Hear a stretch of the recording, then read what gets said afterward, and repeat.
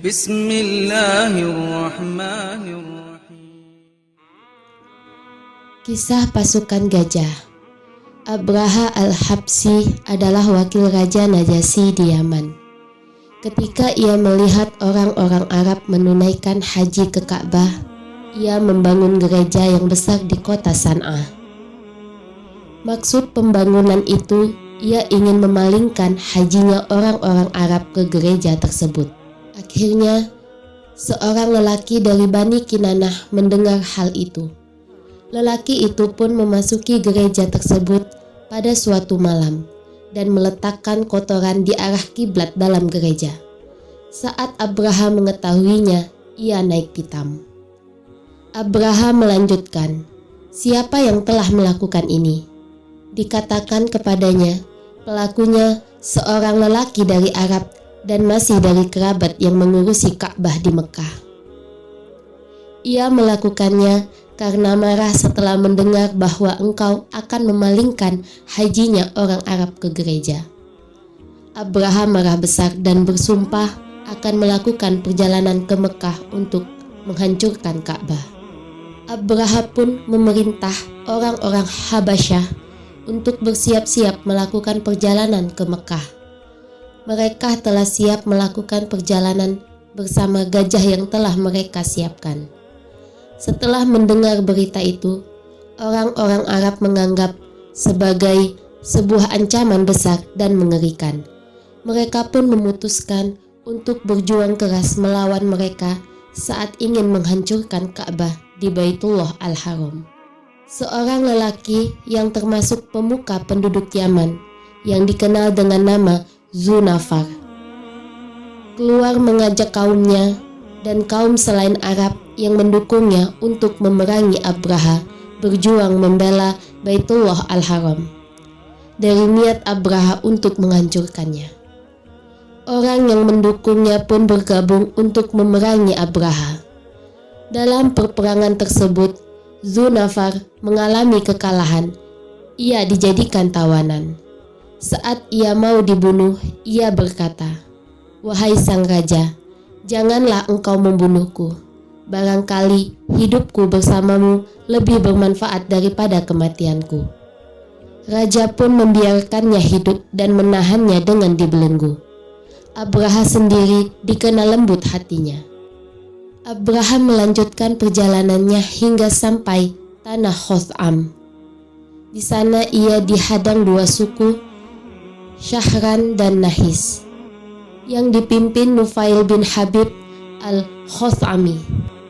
Abraha berhasil mengalahkan mereka dan Nufail dijadikan tawanan. Saat Nufail akan dihukum mati, ia berkata, "Wahai raja, jangan bunuh aku. Aku akan menjadi penunjuk jalanmu ke Arab, dan dua suku Khotham akan patuh setia kepadamu."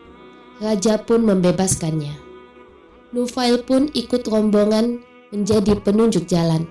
Ketika sampai di daerah Thaif, Mas'ud bin Mu'tab bersama pasukannya yang terkenal cerdik menemui mereka. Mereka berkata, "Wahai raja, kami adalah hamba-Mu yang mendengar dan menaati perintah-Mu. Tidak ada perselisihan di antara kami dan engkau. Tempat ibadah kami yang dimaksud adalah tempat berhala Latta, bukanlah yang engkau tuju. Kami tahu engkau menginginkan Ka'bah di Mekah. Oleh karena itu, kami kirim bersamamu orang yang menunjukkan jalan ke sana." Sang raja pun melewati mereka. Ibnu Ishaq melanjutkan kisahnya. Mereka mengutus Abu Ragal yang ditugaskan sebagai penunjuk jalan ke Mekah. Abraha pun melanjutkan perjalanan bersama Abu Ragal. Saat tiba di daerah Mugimas, Abu Ragal meninggal. Ia pun dimakamkan di sana.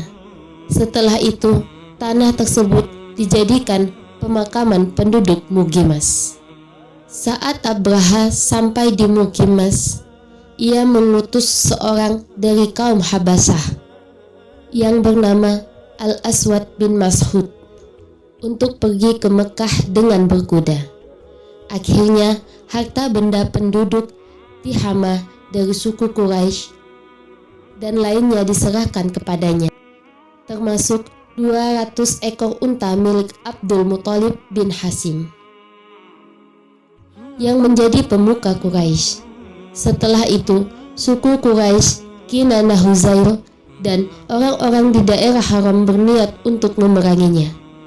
Namun, dikarenakan mereka mengetahui bahwa mereka tidak kuasa melawannya, akhirnya mereka membiarkannya. Abraha yang mengutus Hinatah al-Himyari ke Mekah sambil berpesan, "Tanyalah tentang pemuda negeri ini, lalu katakanlah kepadanya bahwa raja berpesan, Aku datang bukan untuk memerangi kalian, melainkan untuk menghancurkan rumah ini, Ka'bah. Jadi kalau kalian tidak menghalangi, tentu aku tidak perlu membunuh kalian." Abraha adalah raja tangguh yang selalu menang dalam setiap peperangan. Ketika Hinatah memasuki Mekah, ia bertanya tentang pemuka Quraisy.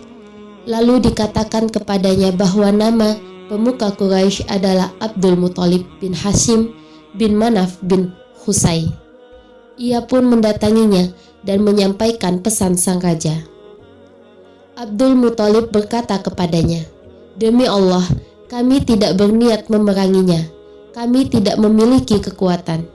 Ini adalah Baitullah Al-Haram, rumah Ibrahim alaihissalam. Atau sebagaimana dikatakan, jika dia mencegahnya, itu memang rumahnya.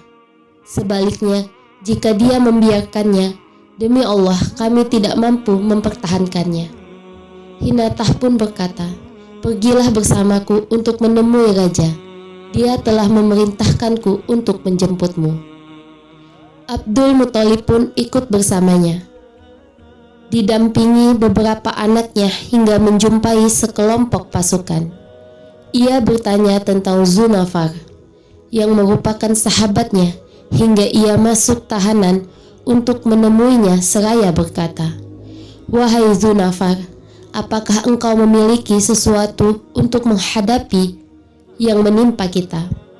Zunafar menjawab, "Apa yang dimiliki seorang lelaki tawanan yang menunggu hukuman mati esok hari atau sorenya. Aku tidak memiliki sesuatu untuk menghadapi yang menimpa engkau, kecuali seorang pelatih gajah yang menjadi temanku.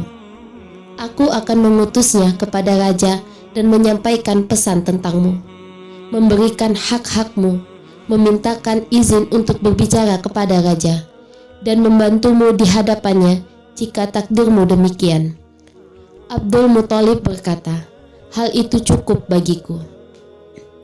Setelah itu, Zunafar mengutus Unais sang pelatih gajah seraya berkata, "Sesungguhnya Abdul Muthalib adalah pemuka Quraisy sekaligus pemuka Mekah. Ia selalu menjamu orang-orang dengan mudah. Saat binatang liar mengintai dari puncak gunung, 200 untanya telah dirampas. Oleh karena itu, mintakan izin kepada raja untuk menemuinya. Bantulah semampumu." Unais menjawab, "Perintah dilaksanakan." Unais pun berbicara dengan Abraha, "Wahai raja, ini adalah pemuka Quraisy memohon izin kepadamu. Ia pemimpin Mekah, gemar memberi makan orang lain saat binatang liar mengintai dari puncak gunung. Jadi izinkan ia menghadap engkau untuk menyampaikan isi hatinya, dan perlakukanlah ia dengan baik." Abraha pun mengizinkannya. Abdul Muthalib adalah sosok manusia paling baik dan paling mulia. Saat Abraha melihatnya, ia memuliakannya dan mempersilahkan duduk di bawahnya. Abraha tidak menyukai jika orang-orang Habasah melihatnya duduk bersama di singgasana, sehingga ia turun dari singgasana dan duduk di karpet bersama Abdul Muthalib.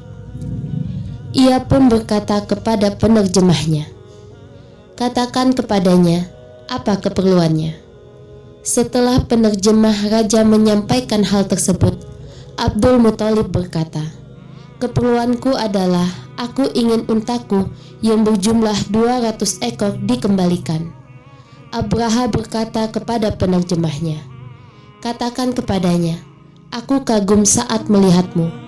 Aku perhatikan dirimu saat berbicara. Apakah engkau hanya menuntut 200 ekor unta milikmu dan mengabaikan yang merupakan bagian agamamu dan nenek moyangmu? Aku datang ke sini untuk menghancurkannya. Abdul Muthalib menjawab, sesungguhnya aku memelihara unta. Ka'bah juga memiliki zat yang memeliharanya.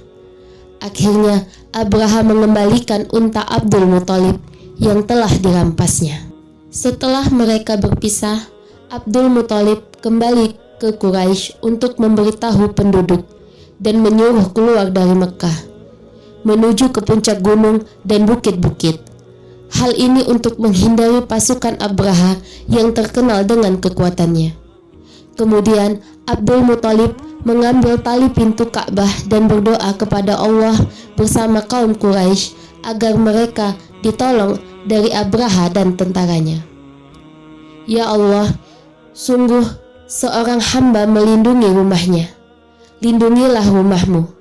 Pasti kekuatan dan kehebatan mereka kelak tidak mampu mengalahkan kekuatanmu. Jikalau engkau membiarkan mereka dan menerima amalan kami, segala urusan tersebut berada dalam kehendakmu. Abdul Muthalib pun melepas tali pintu Ka'bah dan pergi bersama orang-orang yang menemaninya ke puncak gunung, bersembunyi di sana menunggu apa yang akan dilakukan Abraha saat memasuki Mekah. Keesokan harinya, Abraha bersiap-siap memasuki Mekah. Ia tak lupa menyiapkan gajahnya dan pasukannya. Nama gajahnya waktu itu adalah Mahmud. Abraha sepakat untuk menghancurkan Ka'bah, lalu kembali ke Yaman. Ketika gajah tersebut mendekati Mekah, Nufail bin Hubayb al-Khas'ami mendekatinya dan berdiri di sampingnya. Ia lalu membisikkan ke telinga gajah, "Menderumlah Mahmud, kembalilah ke tempat asalmu. Engkau sekarang di negeri Allah Al-Haram." Ia pun melepaskan telinganya dan gajah pun menderum. Setelah itu, Nufail bergegas mendekati gunung. Sementara itu, para tentara memukuli gajah supaya berdiri, tetapi gajah tidak mau melakukannya. Kemudian mereka memukul kepala gajah dengan kayu, tetapi gajah masih enggan berdiri. Mereka pun melukai gajah tersebut hingga berdarah, tetapi gajah tersebut masih tetap enggan berdiri. Akhirnya mereka menghadapkan gajah tersebut ke arah Yaman. Lalu gajah pun berdiri dan berlari. Mereka menghadapkannya ke arah Syam dan gajah melakukan hal yang sama. Dihadapkan ke arah timur, gajah melakukan hal yang sama. Saat dihadapkan kembali ke arah Ka'bah, gajah kembali menderum. Allah pun mengutus burung-burung yang berwarna hitam dari laut. Masing-masing burung membawa 3 buah batu, 1 di paruhnya, 2 di kakinya, seukuran kacang yang mematikan setiap orang yang tertimpa batu tersebut. Tidak semua tentara Abraha tertimpa batu. Mereka kabur berlarian ke tempat asal.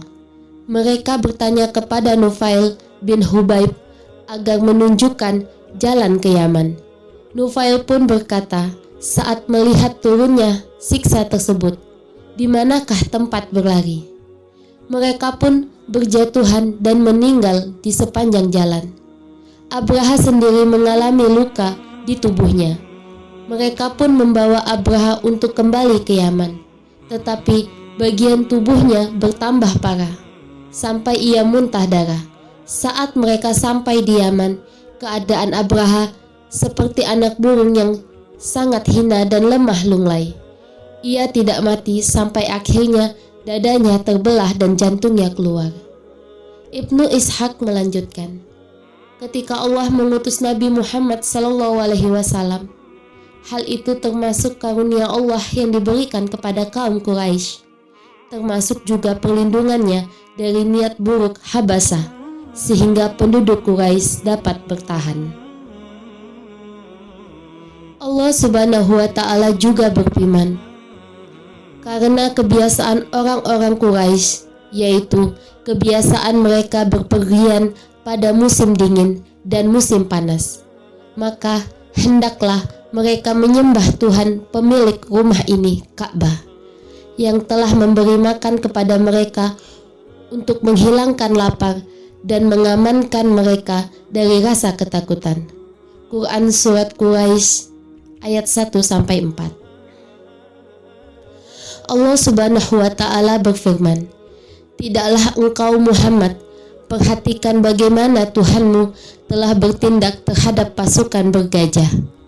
Bukankah Dia telah menjadikan tipu daya mereka itu sia-sia, dan Dia mengirimkan kepada mereka burung yang berbondong-bondong yang melempari mereka dengan batu dari tanah liat yang dibakar, sehingga mereka dijadikannya seperti daun-daun yang dimakan ulat. Quran Surat Al-Fil ayat 1-5.